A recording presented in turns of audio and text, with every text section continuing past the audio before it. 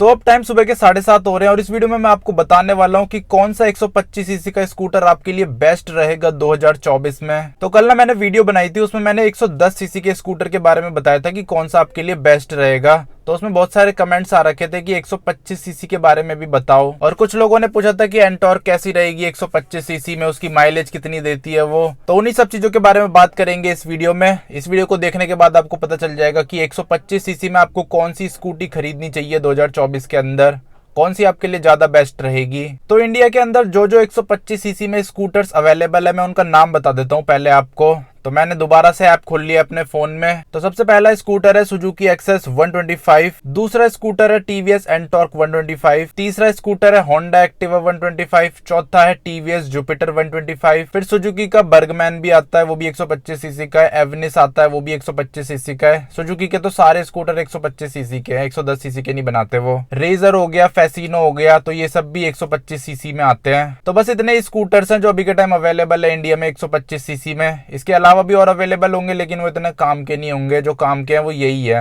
सबसे पहले बात करते हैं सुजुकी एक्सेस 125 की। वैसे सुजुकी के जो सारे स्कूटर्स हैं ना, सब में आपको एकदम सेम इंजन मिलता है, चाहे वो एक्सेस हो, एवनिस हो या फिर बर्गमैन हो। इंजन में कोई भी फर्क नहीं है। आप चलाओगे भी ना तो आपको 19-20 का फर्क भी नहीं लगेगा, एकदम सेम टू सेम है। टायर साइज भी तीनों का एकदम सेम है। आगे आपको मिलता है 12 इंच का टायर, पीछे आपको मिलता है 10 इंच का टायर। तो सुजुकी के स्कूटर्स में एक ये चीज भी मेरे को खराब लगती है, टायर बहुत ज्यादा छोटा देते हैं पीछे वाला।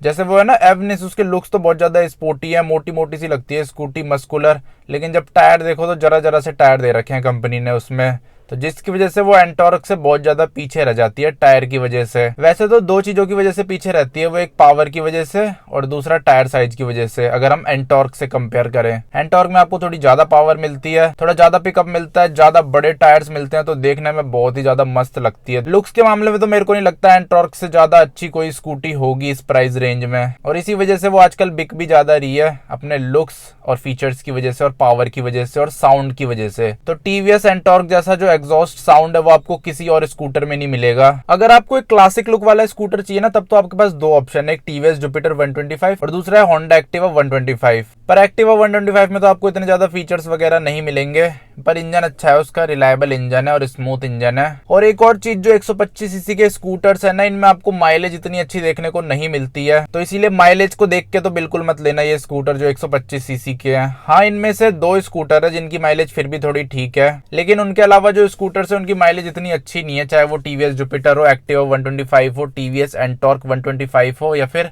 सुजुकी एक्सेस 125 हो। और जो एक्सेस में इंजन है वही आपका एवनिस और बर्गमैन में भी आता है, तो उनको भी इसी में शामिल कर लेना। जो दो स्कूटर्स है जिनमें आपको ज्यादा माइलेज मिलती है, उनका नाम है फैसिनो और रेजर, क्योंकि उनमें हाइब्रिड टेक्नोलॉजी आती है, तो उसमें ना एक एक्स्ट्रा बैटरी दे रखी है जो आपको एक्स्ट्रा पावर, एक्स्ट्रा माइलेज देने में हेल्प करती है, तो उसकी वजह से आपको थोड़ी उसमें माइलेज ज्यादा मिल जाती है। अगर उसमें हाइब्रिड टेक्नोलॉजी नहीं आती ना, तब आपको बहुत कम माइलेज मिलती है उसमें। वो तो हाइब्रिड की वजह से उसकी माइलेज ठीक है, नहीं तो उसकी माइलेज भी बहुत ज्यादा कम होती। वही है यार, 110 सीसी स्कूटर इतनी अच्छी माइलेज नहीं दे पाते। अगर आप 110 सीसी भी लेते हो ना, तो वो ऐसे ही देंगे आपको 50 के आसपास।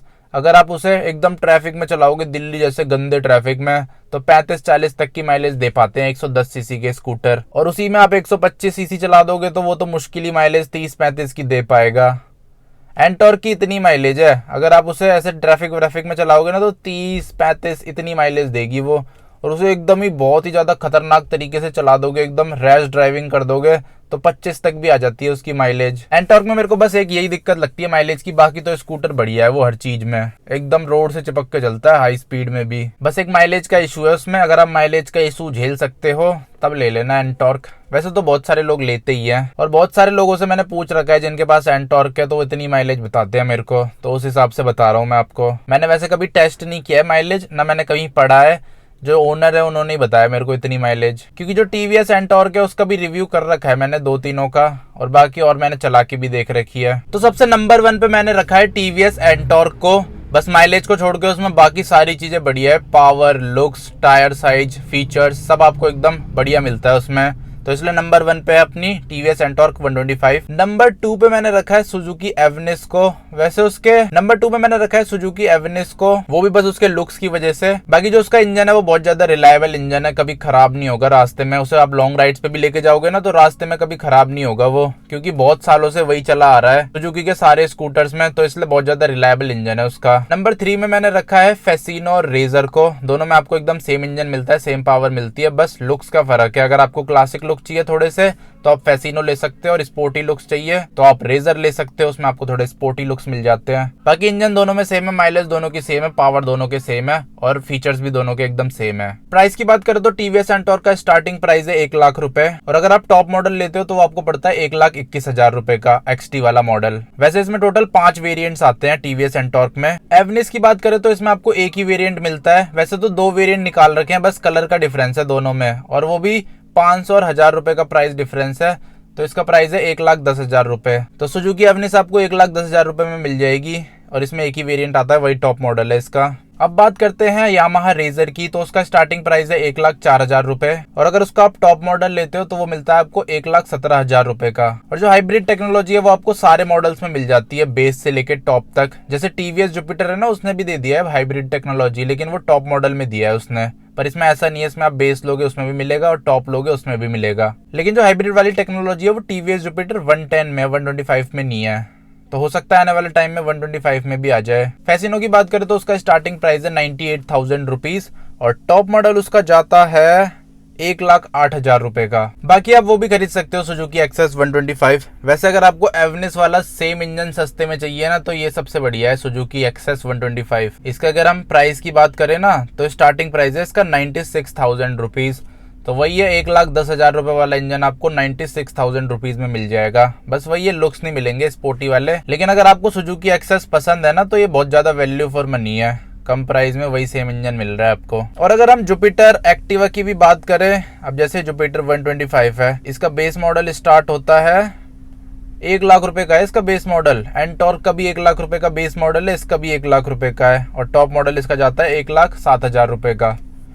पर यार टीवीएस जुपिटर का बेस मॉडल लेने से बढ़िया है एंटॉर्क लो, और मेरे हिसाब से तो सुजुकी एक्सेस का बेस मॉडल लेने से भी अच्छा है कि आप एंटॉर्क का बेस मॉडल ले लो। 3,000 रुपए का फर्क है बस। वैसे भी माइलेज आपको सुजुकी एक्सेस में भी इतनी ज्यादा नहीं मिल जाएगी, तो इससे बढ़िया एंटॉर्क ही ले लो, बेस मॉडल ले लो भले ही। पर एंटॉर्क तो एंटॉर्क ही है, एंटॉर्क का कोई मुकाबला नहीं है अभी के टाइम पे 2024 में। और एक ये बर्गमैन भी है तो मेरे को बहुत अजीब सी लगती है। तो वैसे यार मेरे हिसाब से तो नंबर 1 पे एंटॉर्क ही है अभी 125 सीसी में, उसके अलावा कोई भी नहीं है। सारे स्कूटर्स आप लोगे ना और भी, तो उनके प्राइस भी लगभग एंटॉर्क के आसपास ही है। अगर बेस मॉडल लोगे तो एंटॉर्क से 2-3 हजार रुपए कम के पड़ जाएंगे, या तो फिर 1 लाख के पड़ जाएगा।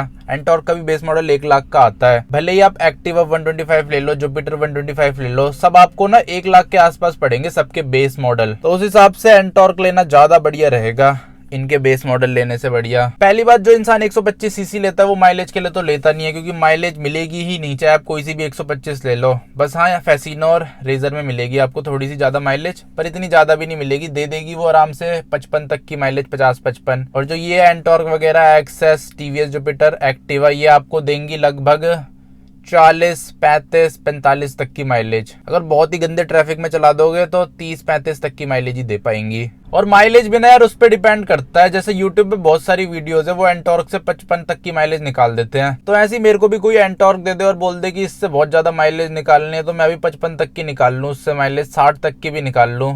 पर वही ये इंसान वैसे नॉर्मल नहीं चलाता ना डेली लाइफ में। डेली लाइफ में तो कभी खींचनी होती है, कभी स्लो चलानी होती है, कभी ट्रैफिक होता है, उबड़ खाबड़ रास्ता होता है। अब एकदम प्लेन रोड दे दे कोई हाईवे, तो उसमें तो कितनी माइलेज निकाल लो। उसमें तो टीवीएस जुपिटर मेरी 60 की माइलेज दे देती है। तो इसीलिए इन सब चीजों से बहुत ज्यादा फर्क पड़ जाता है। माइलेज इंसान के एरिया के हिसाब से निकलती है। कोई इंसान गाँव में रहता होगा, वहाँ खुले खुले रोड होते हैं, ट्रैफिक नहीं रहता, तो उनकी गाड़ी माइलेज ज्यादा देगी। कोई इंसान सिटी में रहता है जहाँ बहुत ज्यादा कंजेस्टेड एरिया होता है, ट्रैफिक होता है, बहुत ज्यादा भीड़ भाड़ होती है, बहुत ज्यादा ब्रेकर, उबड़ खाबड़ रास्ते, तो वहाँ पे माइलेज बहुत तेजी से गिरती है। तो इसीलिए माइलेज में बहुत सारी चीजों से फर्क पड़ता है। आप चलाते कैसे हो, कैसे एरिया में चला रहे हो, सब चीजों से फर्क पड़ता है। हर कंडीशन में स्कूटर अलग माइलेज देता है, चाहे कोई सी भी गाड़ी हो, स्कूटर नहीं, कार हो, बाइक हो, सब चीज अलग अलग माइलेज देती है हर कंडीशन में। तो आई होप आपको समझ आ गया होगा कि कौन सा स्कूटर आपके लिए सबसे ज्यादा बेस्ट रहेगा 2024 में। तो इस वीडियो को यहीं पे एंड कर देते हैं। मिलता हूं आपसे कल अगली वीडियो में। जय हिंद।